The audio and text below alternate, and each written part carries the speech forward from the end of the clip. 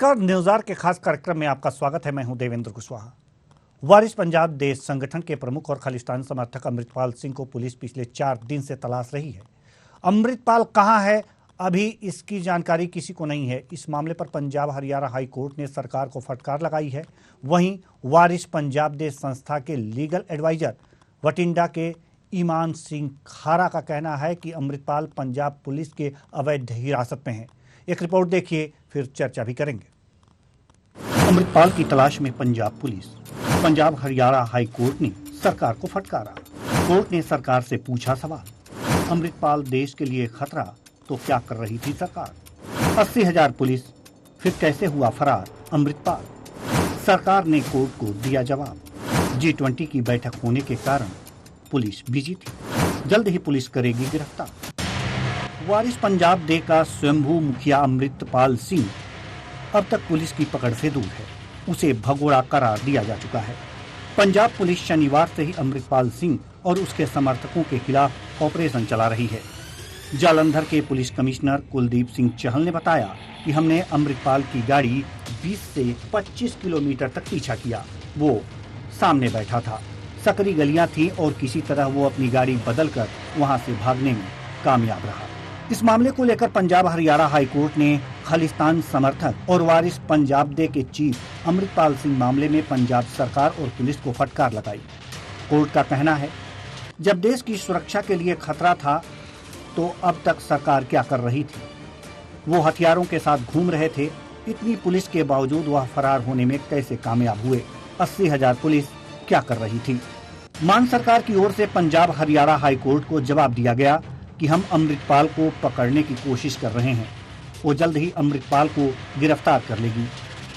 हम अमृतपाल को पकड़ने की कोशिश कर रहे हैं। G20 की बैठक होने के कारण पुलिस बिजी थी। वो जल्द ही अमृतपाल को गिरफ्तार कर लेगी। अमृतपाल के ऊपर राष्ट्रीय सुरक्षा कानून लगा दिया गया है। वहीं अमृतपाल सिंह की वारिस पंजाब देश संस्था के लीगल एडवाइजर इमरान सिंह खारा ने हाई कोर्ट में याचिका दायर कर दावा किया था कि अमृतपाल पंजाब पुलिस की अवैध रूप से हिरासत में है। हाई कोर्ट से मांग की है कि पुलिस अफसरों को आदेश दिए जाएं कि अमृतपाल सिंह को पेश किया जाए। साथ ही ईमान सिंह खारा ने अमृतपाल के इनकाउंटर की आशंका जताई है।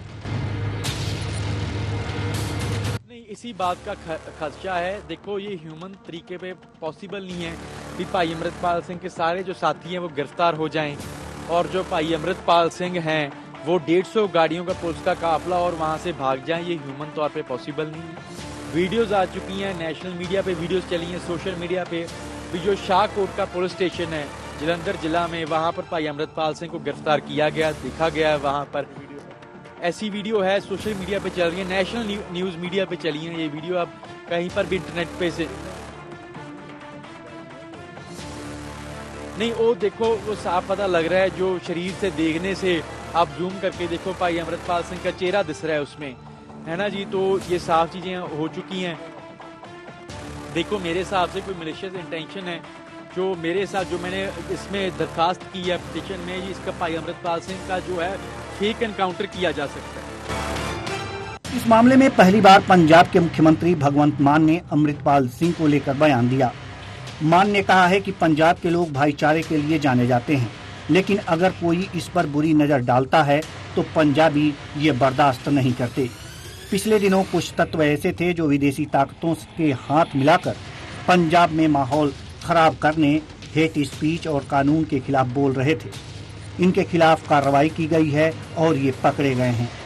हमारे लिए प्राथमिकता किताबें हैं, कोई गैर सामाजिक ताकत नहीं। लेकिन अगर पंजाब के लोगों के आपसी भाईचारे, पंजाब के लोगों की अमन शांति और पंजाब के लोगों की आपस में प्यार पर कोई बुरी नजर डाले तो पंजाबी किसी भी हालत में ये बर्दाश्त नहीं करता। इतिहास गवाह है, जिसने भी पंजाब के सोशल भाईचारक सांझ को, जिसने भी पंजाब की अमन शांति को तोड़ने की रत्ती भर भी कोशिश की तो पंजाबियों ने उसका मुंह तोड़ना जवाब दिया। आज मैं आपके सामने बैठा हूं। पिछले दिनों कुछ तत्व ऐसे थे जो विदेशी ताकतों के हाथ चढ़कर पंजाब में माहौल खराब करने की बातें कर रहे थे, नफरत भरी स्पीच दे रहे थे, कुछ ऐसे कानून के खिलाफ बोल रहे थे, तो उन पर कार्रवाई की गई है और उस कार्रवाई के दौरान वो सब लोग पकड़े गए हैं और उनको सख्त से सख्त सजा दी जाएगी, क्योंकि आम आदमी पार्टी एक कट्टर देशभक्त और ईमानदार पार्टी है। ऐसे में यह जानना जरूरी हो जाता है कि आखिर यह अमृतपाल कौन है और क्यों आजकल सरकार इसके पीछे पड़ी हुई है। वारिस पंजाब देश संगठन का मुखिया है अमृतपाल। उम्र 30 साल। 12वीं की पढ़ाई के बाद दुबई चला गया। खालिस्तान का समर्थक है अमृतपाल। देश विरोधी गतिविधियों में पंजाब पुलिस ने गिरफ्तार किया। इसके साथियों ने हमला कर इसे छुड़ाया। अब पुलिस अमृतपाल को तलाश कर रही है। इसके समर्थकों की गिरफ्तारी हो रही है। Special desk news.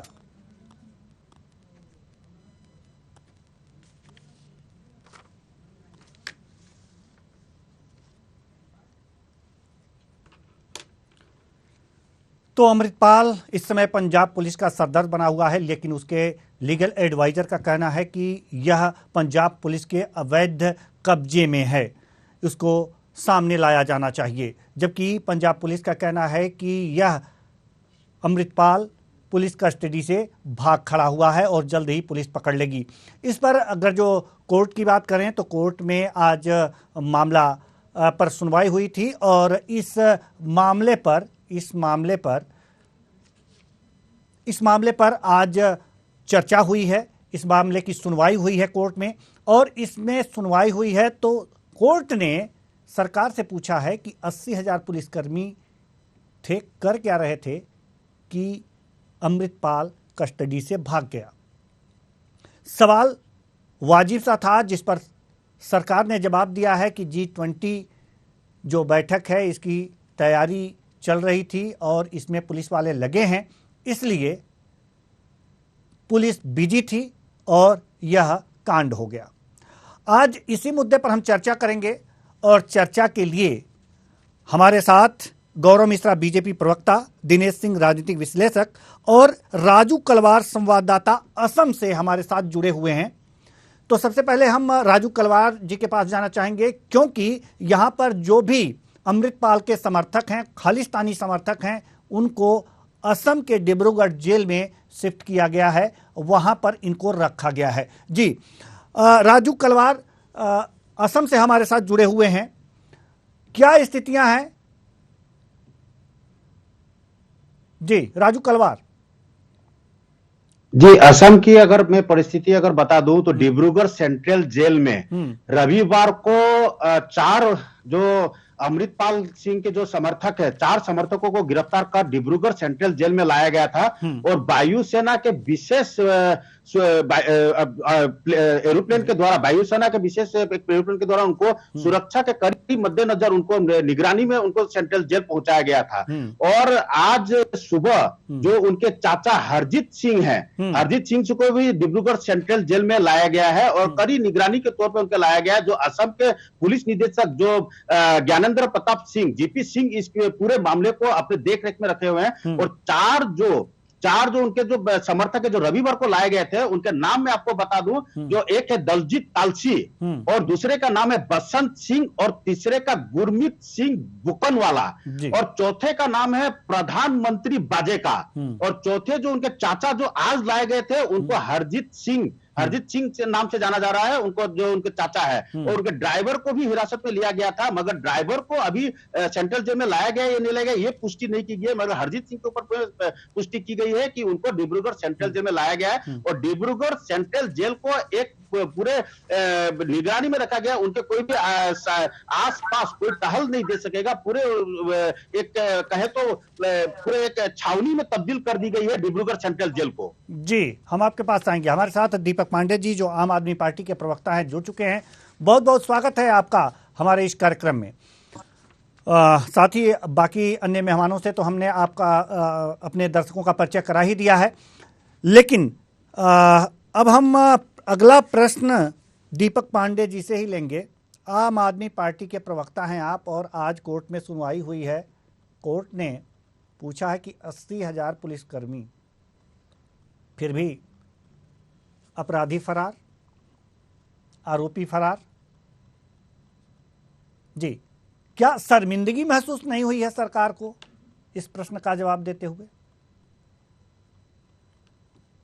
पहले तो आपके और आपके सभी दर्शकों को मेरा प्रणाम। जी, देखिए, कोई सरपंच करके थोड़ी देर के लिए तो निकल सकता है, ये तो अभी हम भी जान सकते हैं कि जबकि हमारी ईडी आईडी सारी चीजें थी, आरडीएक्स कैसे हमारे पूरे भारत के अंदर आ गया था उस समय 2019 में आपने देखा। तो कुछ चीजें अगर थोड़ी देर के लिए हो गई तो थोड़ी देर के लिए छल कपट हो सकता है, कुछ ज्यादा देर लंबे समय तक के लिए नहीं है। उनका परमानेंट तो इलाज उनका होना ही था कहीं ना कहीं, और आज आप देख रहे हैं उनकी गिरफ्तारी भी हो रही है। असम के जंगलों में चाहे कहीं घूम ले वो कहीं वो देश छोड़ के भी चले जाते, तब भी कहीं ना कहीं पकड़ में आते ही आते। लेकिन हाँ ठीक है, थोड़ी देर के लिए उन्हें आंख मिचौली कर ली, वो अलग चीज है।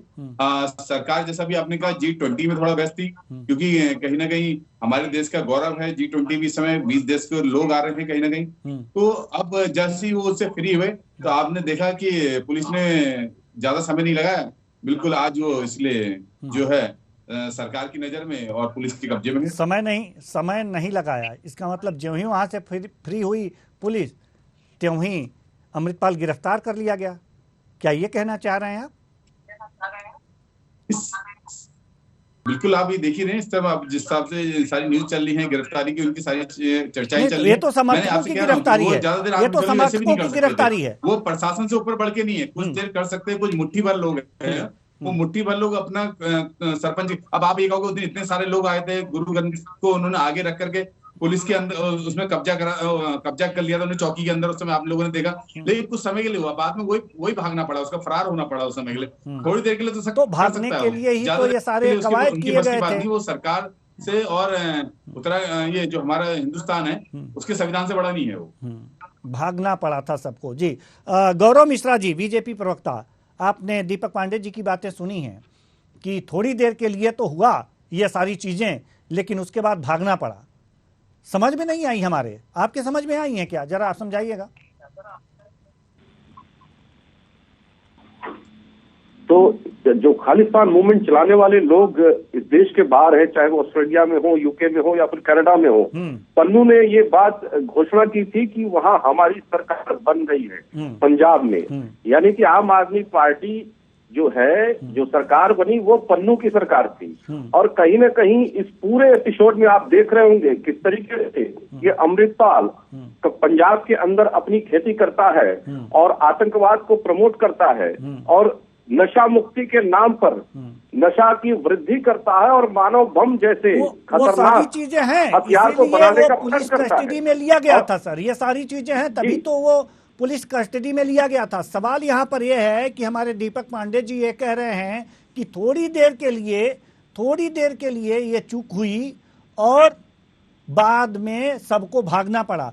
तो चूक पुलिस की हुई और इस चूक के कारण जो अमृतपाल है पुलिस कस्टडी से निकल गया, और फिर दीपक पांडे जी कह रहे हैं कि सबको भागना पड़ा। तो क्या ये छूट दे करके पुलिस दौड़ाने, यानी कि चूहे बिल्ली का खेल करना चाह रही थी क्या? देखिए, निश्चय ही आप देखिए पूरे पंजाब में क्या स्थिति है। आम आदमी पार्टी की सरकार का जो रवैया है वो बहुत संदिग्ध है। माननीय गृह मंत्री जी के हस्तक्षेप के बाद ये कार्रवाई शुरू हुई। इसके पहले कितनी खुली छूट इस तरह के आतंकवादी गतिविधियों को प्रमोट करने के लिए, बढ़ावा देने के लिए आम आदमी की पूरी टीम, पूरा इकोसिस्टम ही लगा हुआ था। चाहे वो केजरीवाल की भी बात करें तो आपको ध्यान होगा किस तरीके से कुमार विश्वास ने उनके ऊपर आरोप लगाए थे और केजरीवाल जी ने कहा था, उसका कभी उन्होंने खंडन भी नहीं किया। उन्होंने ये कहा था कि वो देश से अलग हो जाता है तो हम अलग देश का एक प्रधानमंत्री बन जाएंगे। उसका खंडन भी उन्होंने नहीं किया। और आज भी देखिए, आज भी भगवंत मान जी प्रेस कॉन्फ्रेंस करते हैं, कहीं भी खालिस्तान का नाम नहीं लेते, अमृतपाल का नाम नहीं लेते, पन्नू का नाम नहीं लेते, ISI का नाम नहीं लेते। और ये इस तरह से अपने आप को बचाते हुए और उनको एक सुरक्षा कवच देते हुए अपने राजनीति को आगे बढ़ा रहे हैं, पूरा देश देख रहा है। और ये बहुत खतरनाक खेल खेल रहे हैं। और ये बात तो पूरा स्वप्न है किसी के लिए भी कि कोई भी भूखंड भारत से अलग हो सकता है। आज बिना कोई मिसाइल दागे, बिना कुछ किए पाकिस्तान जो है वो कटोरा छाप भिखमंगा हो गया है। वो अपने देश की संप्रभुता को बचाना उसके लिए महंगा पड़ रहा है। और भारत जैसे देश को तोड़ना और भारत के अंदर आंतरिक सुरक्षा को चुनौती देना, ये बहुत खतरनाक खेल है किसी भी विपक्षी दल के लिए। और आम आदमी पार्टी को इससे तौबा करना चाहिए। अब वो जब आम आदमी पार्टी जिसके एक दर्जन से पाकिस्तान ज्यादा तक पहुंच ही भ्रष्टाचार गए के हैं जेल में बंद है। सर, अगर आप पाकिस्तान तक पहुंच ही गए हैं तो यहाँ पर केंद्र सरकार भी शामिल हो जाती है, उसके भी इंटेलिजेंस फेल्योर हैं। ये साबित हो जाता है कि भारत में इस तरह की गतिविधियां विदेशों से संचालित हो रही हैं और केंद्र की जो खुफिया विभाग है वो क्या कर रही है, सो रही है क्या? ये केंद्र की ही देन है, ये केंद्र सरकार की ही देन है, हमारी सेंट्रल एजेंसीज की ही देन है कि 50 से ज्यादा कंपनियां आज पंजाब के अंदर काम कर रही हैं। और इस तरह के हालात आप देख रहे हो, गिरफ्तारियां शुरू हुई है। ये केंद्र के हस्तक्षेप से ही केंद्र सरकार करवा रही है, चीजें शुरू हुई है। लेकिन ये गिरफ्तारी जिम्मेदारी केंद्र सरकार करवा रही है क्या? नहीं सर, गिरफ्तारी कौन करा रहा है? जी, गिरफ्तारी कौन करा रहा है? राज्य के अंदर शांति व्यवस्था कायम रखना, लॉ एंड ऑर्डर, ये राज्य की जिम्मेदारी है, राज्य का क्षेत्र है। जी, और राज्य सरकार कर रही है। आपकी इंटेलिजेंस क्या कर रही थी सर? और केंद्र सरकार की इंटेलिजेंस क्या कर रही थी? हमारी इंटेलिजेंस का राज्य के मुख्यमंत्री ने स्वयं दिया है, ये रिपोर्ट दिया बाकायदे जी। बाकायदे पिछली सरकार ने, पिछली कैप्टन साहब की सरकार ने ये रिपोर्ट दिया, वो पब्लिक में पब्लिश है। तो छुपा हुआ नहीं है कि अमृतपाल के संबंध कहाँ किससे है, वो तो कुछ छुपा हुआ नहीं। और कहाँ से कनेक्शन आ रहे हैं सर, ये भी बता दीजिए। ये बता दीजिए ना, किससे हैं संबंध? केजरीवाल से हैं? बिल्कुल है जी, केजरीवाल से है जी, आम आदमी पार्टी से है जी, बिल्कुल है, पूरी तरह से स्पष्ट है। ठीक है, दीपक पांडे जी जवाब दीजिए। आप मूवमेंट को क्यों है का काम दीपक पांडे जी जवाब दीजिए। ठीक है सर, हम आपके पास आएंगे। दीपक पांडे जी जवाब दीजिए। थोड़ी देर के लिए हम रुकना चाहेंगे, थोड़ी देर के लिए और इंतजार कराएंगे। दिनेश जी, कहीं ना कहीं आज ये आम आदमी पार्टी के बढ़ते हुए कद से परेशान है। और आप बताइए, अभी 1 साल पहले की बात है, जब प्रधानमंत्री वहां पे आ रहे थे, कांग्रेस की सरकार थी, तब भी आपने देखा 20 मिनट के लिए प्रधानमंत्री जी के काफिले को रोकना पड़ा, उनको वापस जाना पड़ा। उस समय आपने देखा तब किसकी चूक मानी गई थी? तब तो आम आदमी पार्टी वहां पे नहीं थी। आज आम आदमी पार्टी अगर आ गई तो आज सारी चूक उसकी बता रहे हैं आप। और जो हमने गिरफ्तारी करी उसका क्रेडिट आपने अब सीधे केंद्र को दे दिया। तो केंद्र तो भाई गृह मंत्रालय है और राज्य सरकार ने दोनों ने मिलकर कैंपेन, उसको जो ये जो कैंपेन था इसको पूरा निपटाया उन्होंने। और आज अमृतपाल हमारे हाथ में है कहीं ना कहीं। और इसका मतलब ये थोड़ा कि आम आदमी पार्टी खालिस्तान से जुड़ी है। नहीं, आपके पास कोई अमृतपाल आपके हाथ में नहीं है। आप मानते हैं आप हाथ में है? नहीं, दीपक पांडे जी एक बात तो क्लियर कर दीजिए। आप शुरू से ही आप ये बातें कह रहे हैं, अमृतपाल आपके हाथ में है, हाँ या ना? बिल्कुल है, सरकार की उसमें है, पूरे नजर में है तो जेल के अंदर आना चाहिए ना सर? सब जगह से नहीं, अगर जो नजर में है तो जेल के अंदर आना चाहिए। बाहर क्या कर रहा है वो? इसका मतलब साठगांठ है आपसे?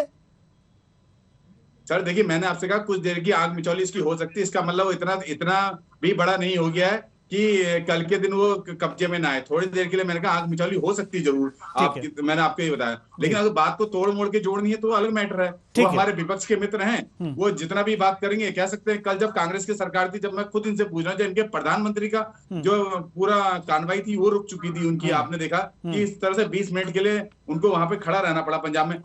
तब इन्होंने मुद्दा नहीं उठाया, तब गृह मंत्रालय इनका कहाँ चला गया था उस समय। ठीक है, हम आपके पास आएंगे जी। सुरक्षा नहीं कर पा रहे। दिनेश सिंह जी राजनीतिक विश्लेषक हैं। दो बातें सामने आ रही हैं यहाँ पर। एक बातें तो ये हैं कि फरार है, अमृतपाल फरार हो गया पुलिस कस्टडी से, लेकिन अमृतपाल के लीगल एडवाइजर कह रहे हैं कि यह संभव नहीं है, वो पुलिस कस्टडी में है, पंजाब पुलिस के अवैध कब्जे में है। ये जो बातें आ रही हैं इसका राजनीतिक महत्व हम समझना चाहते हैं। जी देवनेश, देखिए कि सभी चीजें राजनीति में से जो उपज जो होती है तो वो उसके कुछ ठीक चीजों के लिए होती है, कुछ खराब चीजों के लिए होती है। जी। कुछ समय पहले तक अमृतपाल सिंह संधू के विषय में कोई नहीं जानता था, और वारिस पंजाब दे जैसे पहले हमने कुछ समय पहले सुना था, जिसमें दीप संधू जो इसके अध्यक्ष थे, उसके बाद फिर दीप संधू की मृत्यु हुई। मृत्यु होने के बाद में और किसी ने कुछ इनके बारे तब भी नहीं सुना था, ना इनके मृत्यु पर ही आए थे। बाद में इन्होंने अपने आप को घोषित किया, या इनके अनुयायी जिन्होंने भी सपोर्टर्स ने घोषित किया, उसके बाद ये उसके वारिस पंजाब दे के उसके अध्यक्ष बन गए। और बनने के बाद फिर उन्होंने अपना भिंडरवाले के गाँव में जाकर के और इनकी दस्तारबंदी हुई। दस्तारबंदी होने पे भी काफी लोगों का हुजूम था वहां पर, और वहां पर इन्होंने बोला कि मैं भिंडरवाले जैसे बनना चाहता हूँ और उन्हीं के पद चिन्हों पे चलना चाहता हूँ। तो ये अपने आप में एक मतलब एक देखिए लोकतंत्र के उसके अंदर दूसरे देश की अगर घोषणा करे कुछ करें, तो ये अपने आप में एक आपराधिक ही मामला है। उसके बाद में इनसे ये पूछा जाए, अमृतपाल सिंह जो है इनसे, कि भाई जब बाहर गए थे दुबई जब ये थे उससे पहले तक, तो ये हिंदुस्तान के पासपोर्ट पे गए थे, इनके पास तो पासपोर्ट था वो तो इंडियन पासपोर्ट ही था। तो उस वक्त इनको शर्मिंदगी महसूस नहीं कि उस टाइम के उसके खालिस्तान का पासपोर्ट लेके इनको जाना चाहिए था। खैर एनी हाउ, उसके बाद फिर जैसे कि जो चलती रही कार्रवाई, तो उसके बाद फिर G20 का समिट चल रहा था, उसमें से जैसे कि वहाँ के जो सीएम साहब इन्होंने बताया कि ठीक है उसमें से कार्रवाई नहीं हो पाई, तो ठीक है उससे, क्योंकि हो सकता है कि उसमें अगर G20 के समय अगर गिरफ्तार किया जाता तो एक गलत मैसेज इंटरनेशनल फोरम में जाता है, तो ठीक है कोई बात नहीं, वो भी इन्होंने किया। उसके बाद तुरंत जो है 15 से लेकर 17 तक एजुकेशन ग्रुप जो था उसकी मीटिंग थी अमृतसर में, तो वहां पर उन्होंने बल्कि अमृतपाल सिंह और उनके सपोर्टर्स ने उन्होंने बोला था कि हम इसका घेराव करेंगे, प्रोटेस्ट करेंगे। उसके बचाव के नाते इन लोगों ने ठीक है सारे उसके गांव को घेर लिया था और पूरा कस्टडी में कुछ लोगों को रखा था। और बाद में जैसे ही खत्म हुआ G20 का समिट, तो 18 तारीख को इन्होंने और दबिश दी, और दबिश दे करके और अमृतपाल सिंह और उनके जो सपोर्टर्स थे तो उनको लेकर काफी दूर तक 20-25 किलोमीटर तक दूर तक इनका पीछा किया, और पीछे करके कुछ लोगों को पकड़ में लिया। कुछ लोगों को ये बाद में बताया कि जैसे कुछ एक पहले मर्सिडीज कार में थे, फिर ब्रेजा गाड़ी में गए, उसके बाद फिर एक कोई दूसरी एक बाइक थी उस पे गए, फिर फाइनली बुलेट मोटरसाइकिल बैठ के भाग के अपने कहीं कहीं और फरार हो गए। लेकिन अब प्रश्न चिन्ह इसमें ये लगता है कि इतनी पुलिस फोर्स थी, उसके बाद में अब जो भी था कुछ था बोला जा रहा है, तो उसमें प्रश्न चिन्ह क्या लगा जाए। एजेंसीज अपना काम कर रही है, जो भी जैसे कर रही है कि ट्रिपल पुलिस ऑर्गेनाइज कर रही है, लेकिन कहीं ना कहीं तो इसमें देखिए कि पुलिस फोर्स या कोई जो एजेंसी है वो खराब नहीं होती है ऐसे। अगर उनके आका वहाँ के जो पंजाब के हैं उन्होंने कुछ आदेश हिंदुस्तान को कुछ ऐसा दिया हो या कुछ और कुछ ऐसी हो, लेकिन मुझे जो ये लगता है कि ठीक है इसमें कुछ गहराई से जांच करके और तसल्ली से एक चीज को बताया जाए पूरा जो वजह से होता है। नहीं, एक बात बड़ी ही कंफ्यूज कर रही है लोगों को, ये कि जो इनके लीगल एडवाइजर हैं अमृतपाल के, उनका कहना है कि वो पुलिस कस्टडी में ही हैं, जबकि पुलिस कह रही है कि कस्टडी से फरार हो गए हैं। तो इसके पीछे, लीगल एडवाइजर के कहने के पीछे का तर्क क्या है? जी, ये समझ उनका मुझे लगता है देवेंद्र जी, उनका डर है अपना कि कहीं कहीं उनको लगता है कि कुछ उनके साथ हादसा या कुछ अंदेशा कुछ इनको कुछ होगा। लेकिन जब पुलिस जो है उन्होंने तो ये बताया, उसके जो फुटेज है वो भी जारी किए हैं, जिसमें इनको दिखाया गया है कि एक गाड़ी में पहले फरार हुए हैं, उसके बाद फिर एक बाइक में बैठे, दूसरी बाइक में बैठे, और उनको लगता है कि दूसरे किसी प्रदेश में फरार हो गए। अब किसके बारे में इस पे क्या प्रश्न चलने लगे, क्योंकि अपना पुलिस ने जो अपने जैसे दिया, पुलिस का आधिकारिक बयान तो यही है। जी, ठीक है। हमारे साथ राजू कलवार जो संवाददाता हैं असम से, ये जुड़े हुए हैं। राजू कलवार, जैसा कि डिब्रूगढ़ जेल में इन सभी लोगों को शिफ्ट किया गया है, जेल के अंदर की सुरक्षा व्यवस्था और बाहर की सुरक्षा व्यवस्था के बारे में विस्तार से बताइए।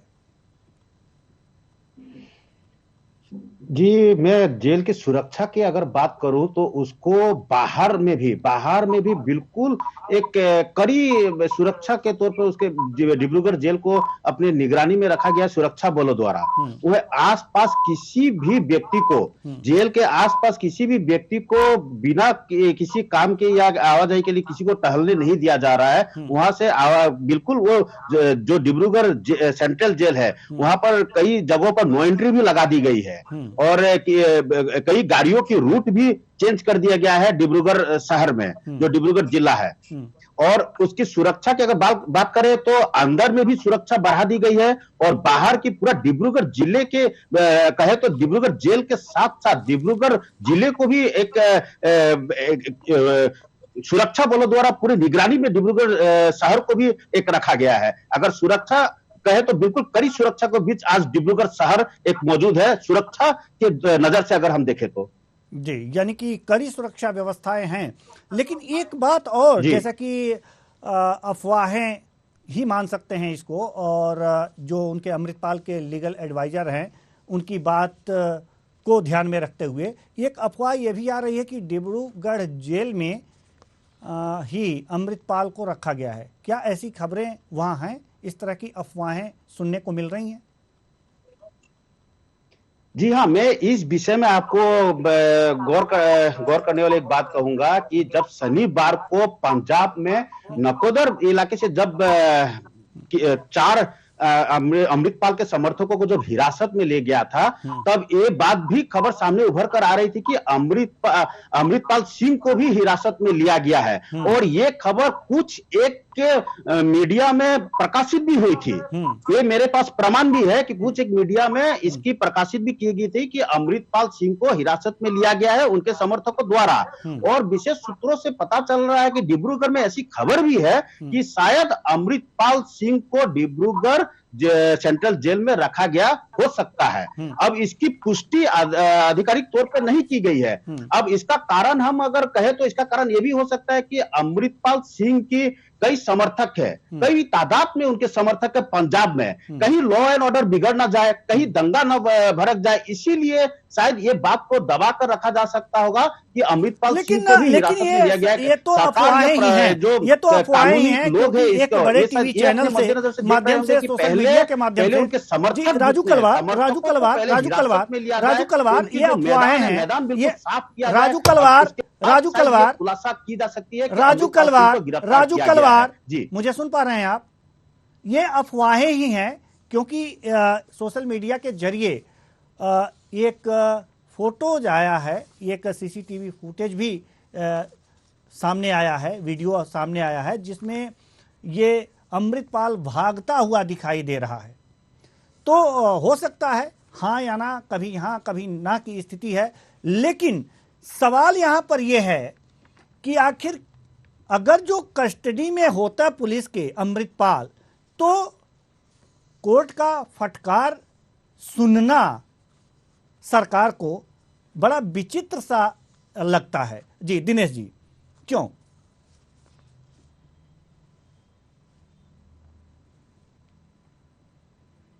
जैसे अब प्रश्न चिन्ह तो देखिए लगाए जाएंगे। जैसे कि इतनी पुलिस फोर्स लगी हुई थी, उसके बाद में भी अगर एक अपराधी अगर फरार हो जाता है तो प्रश्न चिन्ह लगाने का विषय बनता ही है। लेकिन हो सकता है नहीं हो सकता, इस बारे में हम लोग क्या कहते हैं, क्योंकि पुलिस कार्रवाई थी तो पुलिस कार्रवाई में उन्होंने हो सकता है कुछ इनकी अपनी रणनीति हो और कुछ हो, तो इस बारे में पक्का कहना बड़ा मुश्किल है कि इस वक्त क्या बोला जाए क्या नहीं बोला जाए। जी जी जी। ये कि अगर नहीं, लेकिन अगर जो फटकार की बात है, अगर जो कस्टडी में होता तो सरकार फटकार क्यों सुनती? इसके पीछे का तर्क ठीक है, आपकी बात बिल्कुल दुरुस्त है, क्योंकि जैसे अगर हाईकोर्ट ने जब फटकार लगाई है कभी क्यों नहीं आप पेश कर पा रहे हैं और कुछ अगर है तो उसमें सबसे पहले तो ये है कि जैसे अगर होता इनके पास में तो पेश कर देते होते। जी जी ठीक है। गौरव मिश्रा जी, आपको क्या लगता है कि पंजाब की सरकार वास्तव में खालिस्तानी समर्थकों का मनोबल इस सरकार के आने के बाद से कुछ बढ़ा है? इनके मनोबल को कम करने में असफल साबित हुई है आम आदमी पार्टी की सरकार?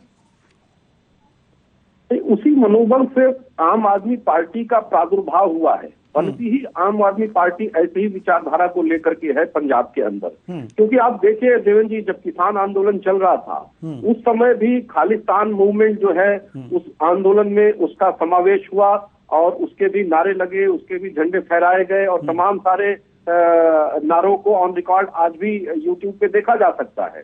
तो ऐसा नहीं, और उसका समर्थन आम आदमी पार्टी करती हुई दिखाई दी। केजरीवाल जी बॉर्डर पर जा करके उनके समर्थन में खड़े होते हुए दिखाई दिए। तो ऐसा नहीं है, आम आदमी पार्टी और खालिस्तान मूवमेंट दोनों एक ही सिक्के के दो पहलू हैं, दोनों अलग नहीं है, जुदा नहीं किए जा सकते। तो अब उनको फीस पे करने का समय आ गया है। जब खालिस्तान समर्थकों का इन लोगों ने समर्थन लेकर के सरकार बनाया तो अब उसकी कीमत वो वसूल कर रहे हैं, वो कीमत मांग रहे हैं और उसी की कीमत पंजाब की जनता और देश भुगत रही है। और आज भगवंत मान जी के पास शब्द नहीं है, उनके पास स्पष्टीकरण नहीं है कि उसको गिरफ्तार किए हैं या नहीं किए हैं। इसका स्पष्टीकरण नहीं दे पा रहे हैं कि मीडिया के द्वारा उड़ती हुई खबरों के माध्यम से किंवदंतियां आ रही हैं कि उसे गिरफ्तार कर लिया गया है, नहीं गिरफ्तार किया गया है। इसका कोई स्पष्ट संदेश नहीं आ पा रहा है। जी दीपक तो पांडे जी, प्रदेश को चलाने की जो एक जिम्मेदारी होती है, उस जिम्मेदारी में पूरी तरह से आम आदमी पार्टी फेल है, विफल है। भ्रष्टाचार के तो आरोप पहले ही थे, भ्रष्टाचार के आरोप में 12-13 मंत्री इनके जेलों में पहले से है, पंजाब में और दिल्ली में, और अब ये नया कांड शुरू कर दिया जिसका अंदेशा सारे विशेषज्ञों ने, सारे राजनीतिज्ञों ने और पत्रकारों ने लगाए थे पहले से, और वही आज दिखाई दे रहा है। जी दीपक पांडे जी जवाब दीजिए कि कीमत चुका रहे हैं आप लोग। बैठे सत्ता में नहीं है ये तो। और लेकिन रही दूसरी बात, मैं आपको बताऊं, देखिए अमृतपाल वाले मैटर पे अभी आप बात कर रहे हैं,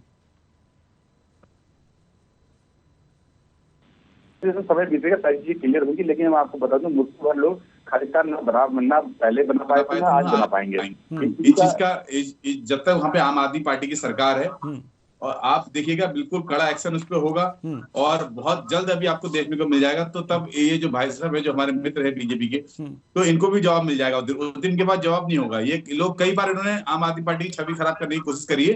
ये इनका काम है, इनको एक काम, इसी काम के लिए इनको प्रवक्ता बनाया गया है। ये लेकिन आप बहुत जल्द देखना, अगर वो अगर पुलिस की हिरासत में नहीं है तो बहुत जल्दी हिरासत में होगा, और अगर हिरासत में तो बहुत जल्दी पुलिस वहां की जो है उसको पेश कर देगी, बहुत जल्दी। ठीक है सर, ठीक है दीपक पांडे जी, हम मान लेते हैं ना कि हम मान लेते हैं गौरव मिश्रा जी को बीजेपी ने प्रवक्ता बना के बैठाया है कि वो आम आदमी पार्टी पर कीचड़ उछालेंगे। लेकिन जब पंजाब का चुनाव चल रहा था उस समय कुमार विश्वास को जानते होंगे, भूतपूर्व मित्र मान सकते हैं इस पार्टी के, अब तो वो मित्र रहे नहीं, तो उन्होंने एक बात कही थी खलिस्तानियों के संबंध में, और आज जिस तरह से खलिस्तानियों का मनोबल बढ़ रहा है, तो क्या यह नहीं लगता कि कुमार विश्वास की कुछ बातें कहीं ना कहीं सच साबित हो रही हैं? ये कुमार विश्वास जी का खाली एक पॉलिटिकल एजेंडा था, ठीक है ना। वो क्योंकि वो कहीं ना कहीं आम आदमी पार्टी को नुकसान पहुंचाना चाह रहे थे। वो चाह रहे थे कि केजरीवाल जी की जो लोकप्रियता से, वो भी सोच रहे थे कि उनकी लोकप्रियता इतनी बढ़ती जा रही है, दर पर दर देश, वो राज्य अपने जीतते जा रहे हैं, देश पे अभी अपनी उनकी मजबूत छवि बन रही है। दिल्ली से बाहर निकल चुके हैं वो, आज राष्ट्रीय पार्टी बन चुकी है, या बन जाएगी करके उस समय उनके दिमाग में ये था। लेकिन उसका बात का कोई प्रमाण नहीं दे पाए। कहने को तो कोई कुछ भी कह देगा। अभी हमारे मित्र हैं जो बीजेपी के प्रवक्ता हैं, वो हम पे क्या क्या नीलाचन लगा रहे हैं, और इनकी पार्टी के ऊपर क्या क्या नीलाचन लगे हैं। लोग नहीं कहते गोदारा कांड की बात को, लोग कहते क्लीन चिट मिल गया। हम मान लेते हैं कि वो झूठ बोल रहे थे, हम ये मान लिए ना, उस समय भी मान लिए, देश की जनता मान ली कि हाँ वो झूठ बोल रहे हैं। चलिए हम भी मान लेते हैं, आज भी मान लेते हैं झूठ बोल रहे हैं। लेकिन जिस तरह से मनोबल बढ़ा है खलिस्तानियों का पंजाब में, उससे क्या माने हम? देखिए कुछ देर के लिए अगर थोड़ा सा भूचाल अगर आया है, तो ये समाप्त भी उससे जल्दी हो जाएगा। आप भी देखते रहिएगा, तो बस समय का इंतजार कीजिए। आपके प्रश्न, आप अपने प्रश्न दागते रहिए, जितने आपके प्रश्न दागते रहेंगे, और इसी तरह से आप देखिए उतनी तेजी से काम होता जाएगा। और अमृतपाल अपने बहुत जल्दी पूरी मीडिया के सामने, पूरे समाज के सामने और पूरे देश के सामने दिखाई देगा भी आपको बहुत जल्दी। जी, हम जैसे जैसे सवाल दागते जाएं, आप वैसे वैसे उत्तर भी देते जाएं, लेकिन आपके उत्तर भविष्य, जो भविष्य काल है ना, उसमें जा रहे हैं, वर्तमान में नहीं आ रहे। हम वर्तमान के ही प्रश्न कर रहे हैं। आप हर बार हो जाएंगे। नेताओं वाली बात सर, नेताओं वाली बात, नेता तो ही है, ठीक है, अच्छी बात है, लेकिन इतना भविष्य काल में हो जाएगा, हो जाएगा, हो जाएगा। अरे हुआ क्या? हुआ तो भग गया, वो तो यही हुआ ना। अभी देखिए, और आपकी पुलिस पीछे पीछे है, उसके कयास लगाए जा रहे हैं। जी, चूहे बिल्ली का खेल कर रहे हैं आप लोग पंजाब में। यही हुआ है ना, यही हो रहा है। हर न्यूज वाले अलग अलग अपनी अलग न्यूज वाले नहीं, वास्तविकता है सर। न्यूज वाले कहाँ से खुद करके थोड़ी बनाते हैं न्यूज। जो आप लोग करते हैं वही दिखाया जाता है, और उसी पे बहस भी होती है। आप खुद बताइए ना सर। जो बात उठ रही है कयास है, ये तो अभी हमारी सरकार तो 11 महीने पहले बनी है जी। ये लोग इससे पहले 11 महीने पहले बनी है, इसीलिए तो ये बातें सामने आ रही हैं सर कि इतनी जोरदार तरीके से खालिस्तानी समर्थकों का मनोबल ऊंचा कैसे हो गया, क्यों हो गया? मैं कह रहा हूं सर, वो अगर उनकी थोड़ी सी, अगर उन्होंने आज वो कर दिया, तो आप मुझे बताइए ना, जब मोदी जी ने ये कहा था कि देश से कुछ नहीं है, आर्टिस्ट कैसे आ गया, इतना बड़ा हादसा कैसे हो गया? हमारी सीबीआई को नहीं पता लगा उस समय, ठीक है। और मोदी जी का भी आप पंजाब में देखिए, उनको ये नहीं पता, 20 मिनट उनको रुकना पड़ा, अपना कैंपेन रुकवाना पड़ा जब उनको, तो उस समय इन लोगों की कहाँ सीबीआई चली गई थी, उस समय कहाँ पे इनका पुलिस और पूरी आर्मी चलेगी थी उस समय। तो थोड़ी देर के लिए कोई चीज हो गई तो मैं ये मान रहा हूँ वो चीज गलत हुई होगी, लेकिन उस पर बहुत जल्दी सुधार करके उसका जो प्रमाण है आप लोगों को दे दिया जाएगा। सर वो पुलिस कस्टडी से कितने दिन पहले फरार हुआ था, अब आप ही बताइए, हमारा गणित कुछ कमजोर है जी। आप किससे, मेरे से पूछ रहे हैं? हाँ आप ही से पूछ रहे हैं सर, सवाल आप ही से है, इसके बाद हम जाएंगे। हमारे मेहमान बहुत धैर्यवान हैं, अपनी बारी का इंतजार कर लेते हैं। आपसे पूछ रहा हूं सर। नहीं आप मैं भी कह रहा हूँ, देखिए मैंने आपसे कहा ना बहुत जल्दी उसका पूरा आपका प्रमाण मिल जाएगा। बहुत जल्दी नहीं, देखिए हम प्रेजेंट टेंस में, हम प्रेजेंट टेंस में बहुत जल्दी हम प्रेजेंट टेंस में है सर, हम प्रेजेंट टेंस में अभी उसका प्रमाण भी मिल जाएगा आपको, जब अब गिरफ्तारी में होगा, जेल के अंदर होगा, हमारे कानून के अंदर होगा, कानून के दायरे में जब उसको सजा मिलेगी, आप अभी देखते रहिएगा उसमें। ठीक है सर, ठीक है, सजा मिलेगी, हम भी देख रहे हैं, सजा मिलेगी और मिलनी भी चाहिए। देश के तोड़ने वाले ताकतों की कमर टूटनी चाहिए, चाहे आप तोड़े या केंद्र की सरकार तोड़े। बिल्कुल साहब जी। हम जाना चाहेंगे दिनेश सिंह जी के पास। दिनेश सिंह जी, जो आज पंजाब में हो रहा है, जिस तरह से खालिस्तानी समर्थक उग्र हुए हैं और ये कई बार निकले हैं, इसके तार पाकिस्तान से भी जोड़े जा रहे हैं, इसमें कितनी सत्यता है और कौन फेल है? सबसे बड़ी बात यह है सर, और कौन फेल है इस तार को तोड़ने में? जी देखिए देवेंद्र जी, सबसे बड़ी बात तो है कि जैसे देश में जो पहले चला, अब जैसे पंजाब में जब से सरकार आई इनकी आपकी, तो उस टाइम जैसे अगेन वही था कि उम्मीदें काफी थी कि ठीक है जो आएंगे तो अपने तरीके से सब कुछ खत्म करेंगे, भ्रष्टाचार खत्म करेंगे और अच्छी सरकार चलाएंगे। कुछ उन्होंने चलिए ठीक काम किए होंगे, तो उसकी मैं तारीफ करता हूँ। उसके बाद में जब ये 29 सितंबर 2022 तक इनका कोई अता पता दूर दूर तक नहीं था कि अमृतपाल सिंह कौन है, कोई नहीं जानता से। उसके बाद में दस्तारबंदी के बाद में जो कार्यक्रम इनके हुए और जो बड़े बड़े दस्ते लेकर के हथियारों के साथ में गए, तो आप और हम क्या माने इसको कि मतलब बिना उसके सरकार के आशीर्वाद के इतना बड़ा मूवमेंट कैसे चल सकता है ऐसे। और दूसरा, एक अमृतसर के पास में एक जिला पड़ता है, एक पुलिस थाना पड़ता है अजनाला, उसमें इनके एक सपोर्टर को पकड़ लिया गया था अमृतपाल के। उसको छुड़वाने के लिए वहां पर पूरे दल बल के साथ पहुंच गए और वहां पर जाकर के एक एसपी सहित अन्य सीनियर अधिकारियों को बहुत गंभीर चोटें लगी, जिसके बारे में वहां पर मीडिया में सब लोग सब जानते हैं। तो ये कहाँ तक उचित था से?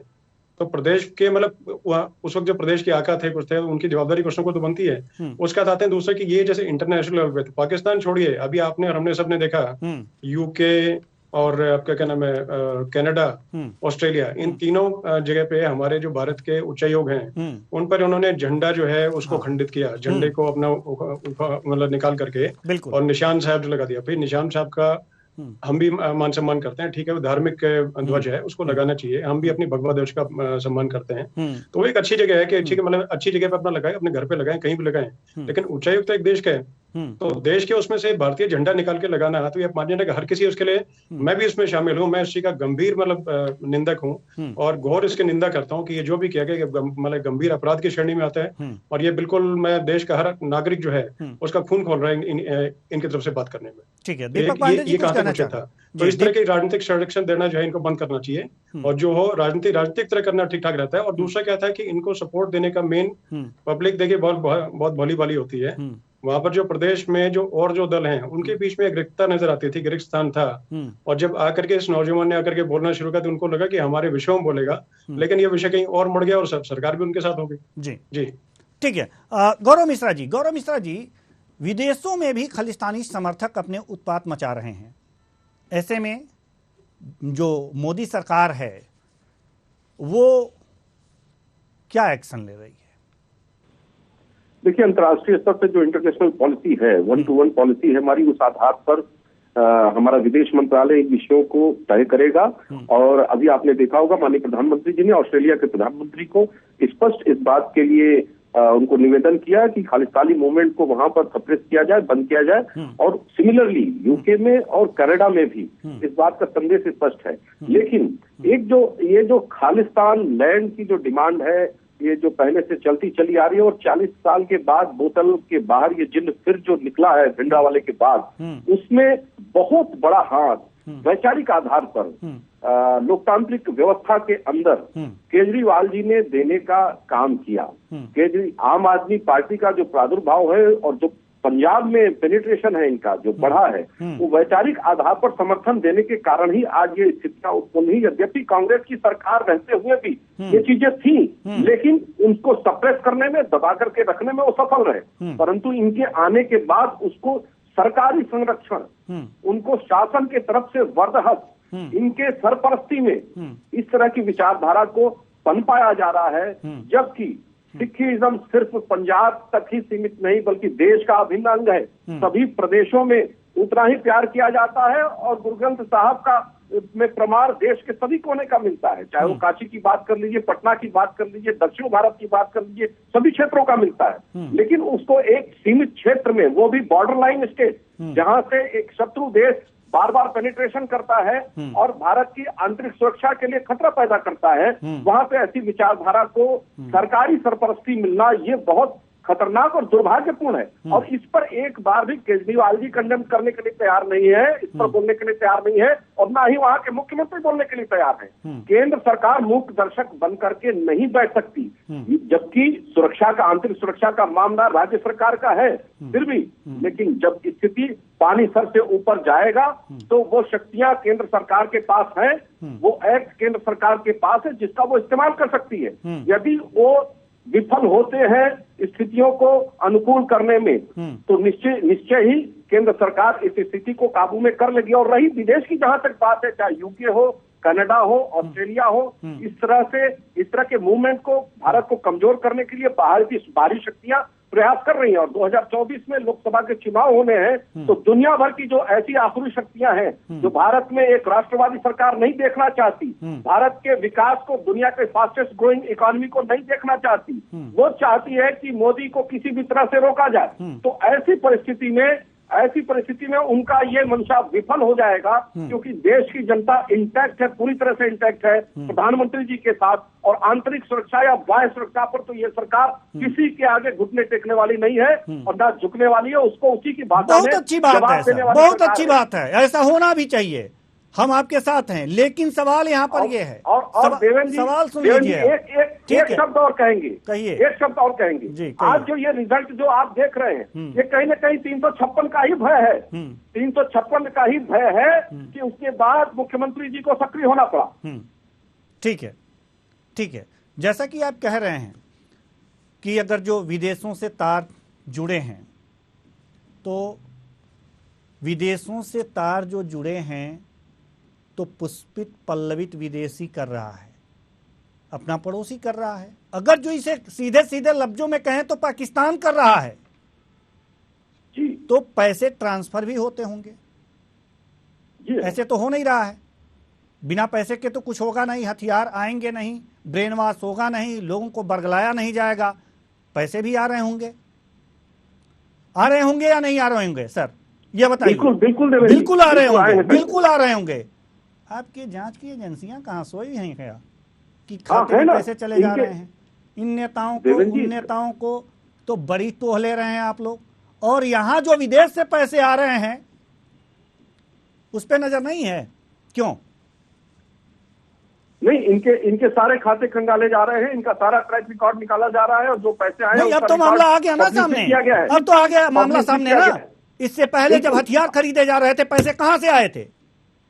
ये किसका फेल्योर है? किसका फेल्योर है? आपको देवेंद्र जी, आपको ये मालूम होगा कि पाकिस्तान का बॉर्डर शेयर होता है और पाकिस्तान समय समय पर ड्रोन के माध्यम से, अन्य गतिविधियों के माध्यम से इन्फिल्ट्रेशन करता रहता है, और उसको माकूल जवाब पैसे भी भेजे जाते हैं ना सर, ड्रोन के माध्यम से पैसे खाते में भेजे जाते हैं, पैसे खाते में भेजे जाते हैं। आगे रिकॉर्ड है जी, पैसे खाते में भेजे जाते हैं या ड्रोन के माध्यम से भेजे जाते हैं? जिस भी माध्यम से आएंगे जी, वो कोई भी माध्यम। तो हमारा इंटेलिजेंस क्या कर रहा है? किसी माध्यम से कैसे आ गए? क्यों आए और कैसे आए? आने नहीं चाहिए ना। अगर जो हमारा इंटेलिजेंस इतना सक्रिय होता, जी। अब अभी दिनेश जी ने कहा ना कि भारत का पासपोर्ट लेकर के ही तो वो दुबई गया था, और दुबई से अगर कुछ लेकर के आता है तो भारत में ही लेकर के आता है। कहाँ गया? और अगर उसका सर गौरव जी, इसमें गौरव जी इसमें पासपोर्ट कहाँ से आ गया? मैं बता रहा हूँ ना, नहीं मैं बता रहा हूँ, जब कोई व्यक्ति भारत से जा रहा है, भारत का नागरिक विदेश जा रहा है और विदेश से हमें आप कमाई ये करके पैसा बताइए, ला रहा है, हमें आप और ये यहाँ ला बताइए, करके वो आपने स्वीकार किया है कि बिना पैसे के ऐसे आतंकवादी गतिविधियां संचालित नहीं हो सकती, और पैसा विदेश से आ रहा है, उसको पुष्पित पल्लवित करने के लिए पैसा विदेश से आ रहा है। तो जब विदेश से पैसा आ रहा है तो हमारी जांच एजेंसियां और देश को खंडित करने के लिए आ रहा है, तो क्या सो रही हैं? हमारी केंद्र की सरकार क्या सो रही है? उस पे अंकुश नहीं लगाना चाहिए? बिल्कुल जवाब ले लीजिए जी देवेंद्र जी।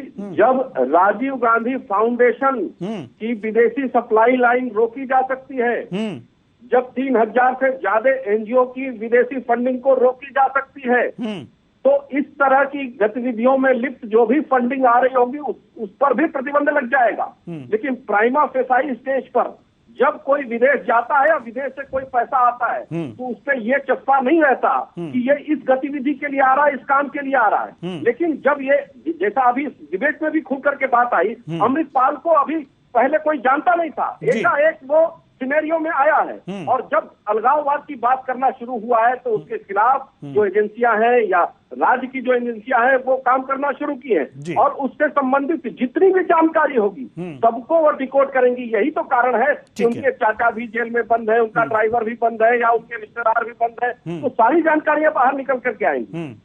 ठीक है देवेंद्र जी। ठीक है, दीपक पांडे जी, दीपक पांडे जी जवाब दीजिए। देखिए, मैं कह रहा हूँ बिल्कुल आपने सही कहा। जब पूरी जांच एजेंसी इनके पास है, गृह मंत्रालय इनके पास है, प्रधानमंत्री जी से तो बड़ा पद नहीं है ना केजरीवाल जी का, तो वो ये लोग क्या कर रहे हैं? ये जब फर्जी हमारी जांचें करा सकते हैं जैन साहब के द्वारा और सिसोदिया के द्वारा, तो ये जो जांच करा लें कि किसने उनको फंडिंग करी है। और जब विदेश इनको फंडिंग कर रहा है, ऐसा ही इनको फंडिंग कर रहा है, पाकिस्तान इनको फंडिंग कर रहा है, वो ये चाहता है कि देश को खंडित करने के लिए कुछ लोग भटक जाते हैं, और ये भटके हुए लोग नौजवान हैं, लेकिन इनको जिस तरह से ये भटके हैं उसी तरह से इनको सजा भी दी जाएगी कि ये इस तरह का प्रमाण दिया जाएगा लोगों को, कल के दिन कोई इस तरह की हिमाकत दोबारा ना करे कहीं ना कहीं। और इस तरह की जो गतिविधियां लोग कर रहे हैं उनको बहुत जल्दी जवाब मिलने वाला है, आप देखते रहिएगा। लेकिन ये जो हम पार्टी एक दूसरे के ऊपर आरोप लगा रहे हैं ना कि इनके पास कोई प्रमाण है नहीं कि जो आम आदमी पार्टी आम आदमी पार्टी इसको करा रही है, अगर है तो ये अभी तक ये बैठे थोड़ा ना होते शांत। ये तो अभी हमें सुना रहे होते, इनकी जांच एजेंसी इनके पास है, ये अभी तक हमारे पीछे पड़ चुकी होती है अभी तक के लिए। किसी ने क्या कहा, कुमार विश्वास ने क्या कहा, किसी ने क्या कहा, इनकी बातों से हमारा कोई लेना देना नहीं है। ठीक है, वो राजनीतिक इलेक्शन का दौर था, वो बात वहां पे खत्म हो गई। अगर इनको लगता है आम आदमी पार्टी है तो जांच करा ले बैठ के। ठीक है, अश्विनी उपाध्याय फाउंडर मेंबर है, दोनों ने आरोप लगाया है, कपिल मिश्रा फाउंडर मेंबर है, उन्होंने आरोप लगाया है। डिबेट में जनता को बरगलाने के लिए आप बातें कर रहे हैं, आप उसके समाधान की बात थोड़ा कर रहे हैं, जनता के बीच में गलतफहमी आप पैदा कर रहे हैं। ठीक है, ठीक है। दिनेश सिंह जी, अंतिम कमेंट आपसे लेना चाहेंगे। इस समय केंद्र सरकार और राज्य सरकार को, यानी कि पंजाब सरकार को क्या करना चाहिए? क्या है आदर्श स्थिति कि खालिस्तानियों की कमर तोड़ी जाए? देवेंद्र जी, देखिए ऐसा कि एक ही वाक्य है इसी के लिए, अपराधी हमेशा अपराधी होता है, चाहे छोटा हो चाहे बड़ा हो, और जो देश को तोड़ने काम करे उस अपराधी को तो हमेशा उसकी कमर तोड़नी चाहिए। फंडिंग के सारे सोर्सेज जो बंद हो, उसके अगर चूक हुई है तो चूक होने के उसको सुधार करके, जहां पर चूक हुई है उसको टैप किया जाए, उन सोर्सेज को, और चिन्हित करके उनको बंद किया जाए। क्योंकि अगर आर्थिक स्रोत अगर बंद हो जाएगा तो अपने आप कमर टूट जाएगी अपराधियों की, चाहे छोटा हो चाहे बड़ा हो। और दूसरा, प्रदेश सरकार भी जो है, अगर कहीं पर कुछ अगर तरीके से अगर सिस्टम अगर काम नहीं कर रहा है तो उसको दुरुस्त करके ठीक ठाक चला जाए, जिससे कि आगे जो प्रदेश है वो ठीक से विकास कर सके। क्योंकि अन्य किसी तरह के जैसे जो खालिस्तान की डिमांड लेके, या कल को और कोई डिमांड लेके आ जाएगा, ठीक है कि पंजाब के अंदर दो फट करने की पता चला कि उत्तरी पंजाब अलग हो जाए और दक्षिणी पंजाब अलग हो जाए, तो इस तरह की मांग भी कल को खड़ी हो जाएंगी। उससे बेहतर यह है कि एक देश और एक प्रदेश जो है उस वाले मुद्दे पे चले हैं और ठीक से अपना काम करने का काम करें तो ज्यादा बेहतर रहेगा। जी, बेहतर यह हो कि राज्य सरकार और केंद्र सरकार एक दूसरे पर आरोप लगाने के सिवाय मिलकर इस समस्या से निजात दिलाए। बहुत बहुत धन्यवाद सभी मेहमानों का, आप आए और अपने अपने विचार साझा किए। तो कुल मिलाकर देखा जा रहा है कि खालिस्तानी समर्थकों के मनोबल ऊंचे हैं, जिनके मनोबल को डिगाना, जिनके मनोबल को तोड़ना बहुत आवश्यक है। इसलिए केंद्र और राज्य सरकार आपस में लड़ने, आरोप प्रत्यारोप लगाने के सिवाय मिलकर इनका कमर तोड़े तो ज्यादा बेहतर होगा, देश के लिए भी और यहाँ के देश के नागरिकों के लिए भी। फिलहाल इस कार्यक्रम में इतना ही। मुझे